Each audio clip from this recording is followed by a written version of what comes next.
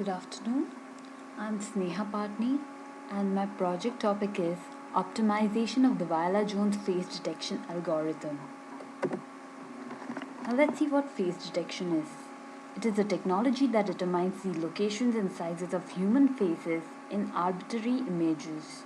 It detects the facial features and ignores everything else in the background.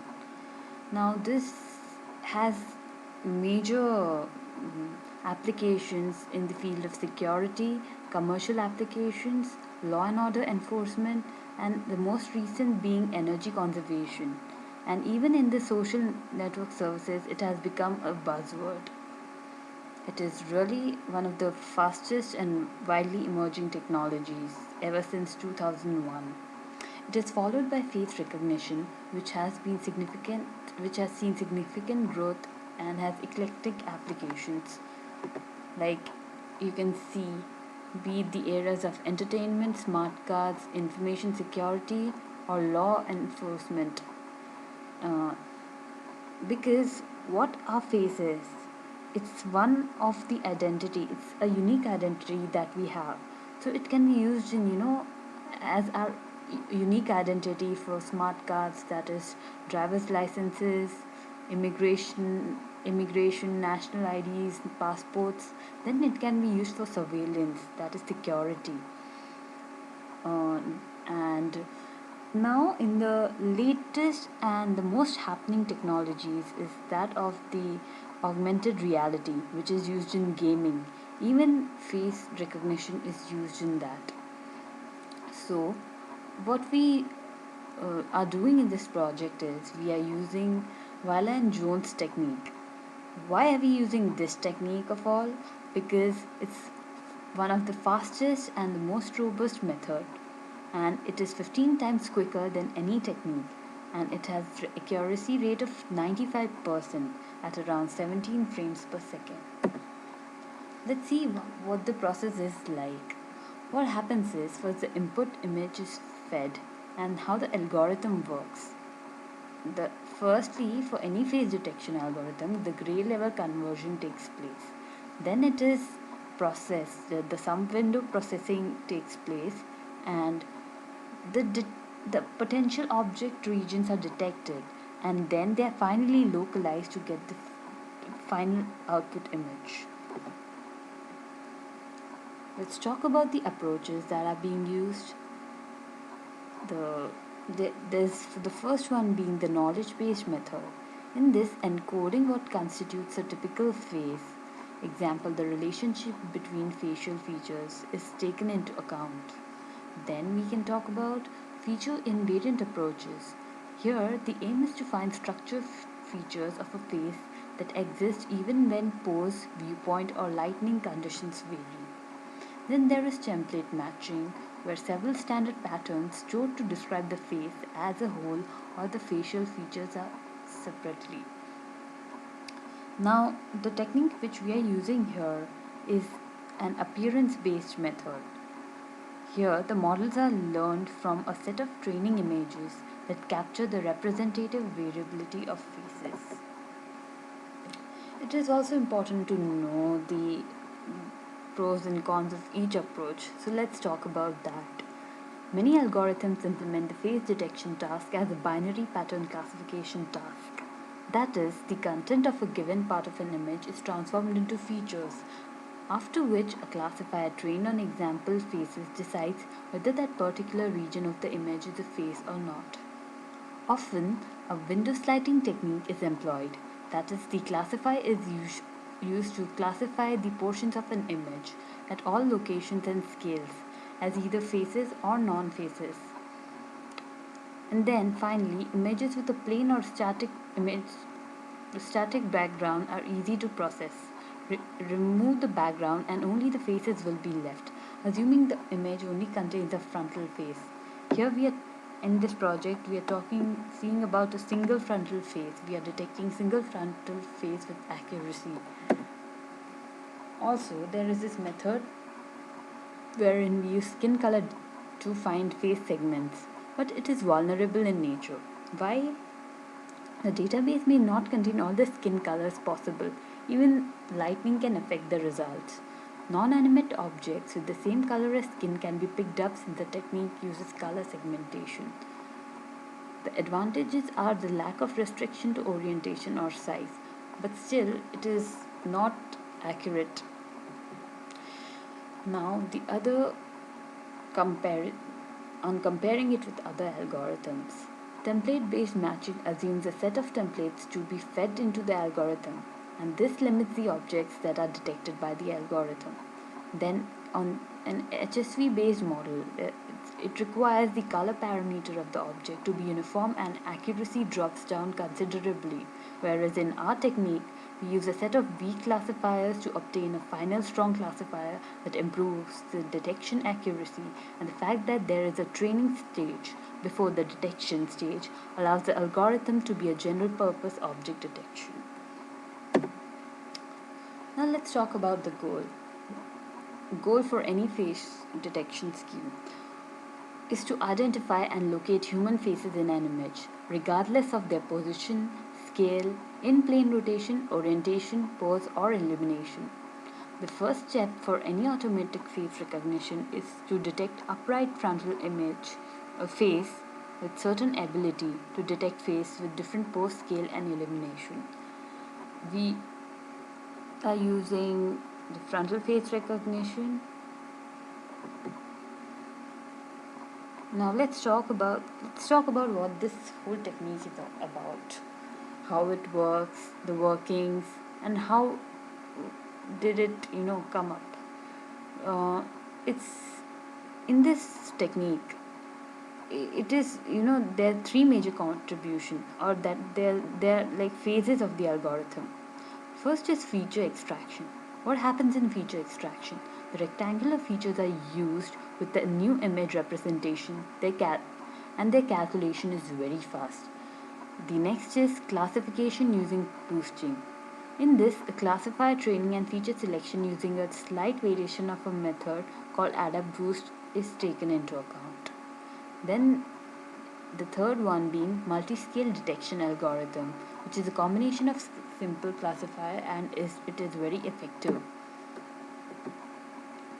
Okay, so the fundamental concept behind this technique is use of Hall-like features. They are the components that actually make up this process.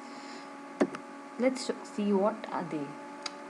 A Hall-like feature considers adjacent rectangular regions at a specific location in a detection window, sums up the pixel intensities in each region and calculates the difference between these sums. Like for example, uh, we have an image database with human faces. It is common observation that among all faces, the region of the eyes is darker than the region of the cheeks. Therefore, a common hard feature for face detection is a set of two adjacent rectangles that lie above the eye and the cheek region. Now, this difference is then used to categorize subsections of an image. The position of these rectangles is defined relative to a detection window that acts like a bounding box to the target object, the face in this case. As you can see in this figure, the differences can be between two different features, or like say cheekbones, eyes, or nose. They're represented by these features, these components. And you can see the difference, so we can use these components to actually describe the whole feature, a facial image. Okay. In the detection phase of the framework, a window of the target size is moved over the input image, and for each subsection of the image, the Hall-like feature is calculated. The difference is then compared to a learned threshold that separates non-objects from objects. Because such a Hall-like feature is only a weak learner or classifier, a large number of these features are necessary to describe an object with sufficient accuracy. In our method, the Hall-like features are therefore organized in something called a classifier cascade to form a strong learner or classifier. Like you can see in this image of Lena that the differences between eyes and cheekbones, it's represented by one Hall-like feature here, and so on and so forth. There are differences being represented by a different Hall feature, and in the end finally everything is combined to give the exact deterministic face. The extraction of features. Features are extracted from sub-windows of a sample image. The base size is 24 cross 24 pixels. They're scaled and shifted across all possible combinations. And in this, there are about 160,000 possible features that are to be calculated. And the features are basically 4 types, like as you can see in the image. Yeah. And they're very easy to calculate. The white areas are subtracted from the black ones. A special representation of image sample called the integral image makes feature extraction faster. Let's see what this integral image is all about. It can be defined as two-dimensional lookup tables in the form of a matrix with same size of the original image. Each element of the integral image contains the sum of all pixels located on the up left region of the original image, and this allows us to compute the sum of rectangular areas in the image at any position or scale using only 4 lookups. Like as you can see in the figure, we have A, B, C, D, and how we are calculating the sum. C plus A minus B minus G. They belong to the integral image I. The same thing. Now let's talk about the second phase. Now the next problem that is to be tackled is we have to select a subset of relevant features which are informative. That is, we need to model a phase. So a very small subset of features can be combined to form an effective classifier. Now how is it done? It is done by using AdaBoost algorithm, which stands for adaptive boost. It constructs a strong classifier as a linear combination of weighted simple weak classifiers. In this, every feature is capable of acting as a potential weak classifier. This algorithm determines the optimum arrangement for the feature polarity and threshold. For this, it makes the use of a simple brute force technique. Like you can see, a strong classifier is constructed of weak classifiers, which are actually each representing a single feature.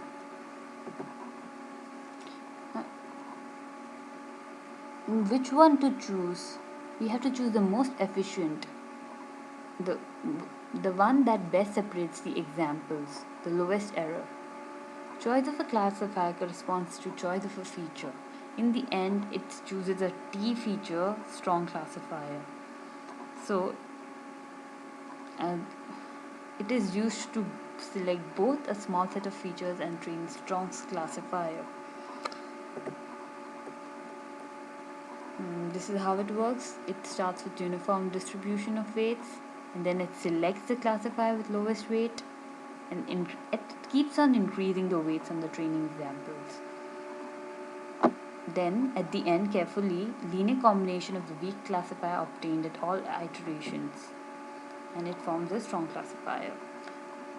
And the third and the final stage is the cascading classifier. In this, what are the goals? It's feature computation, selection, and real timeliness. Feature computation meaning features must be computed as quickly as possible. It should select the most discriminating features and must focus on potential positive image areas. As you can see in the figure, let's talk about how it works. On average, only 0.01% of all sub-windows are positive. Equal computation time is spent on all sub-windows. Must spend most time only on potential positive sub-windows. A simple two-feature classifier can achieve almost 100% detection rate, 50% FP rate. That classifier can act as the first layer of a series to filter out most negative windows. Second layer with 10 features can tackle harder negative windows which survive the first layer, and so on.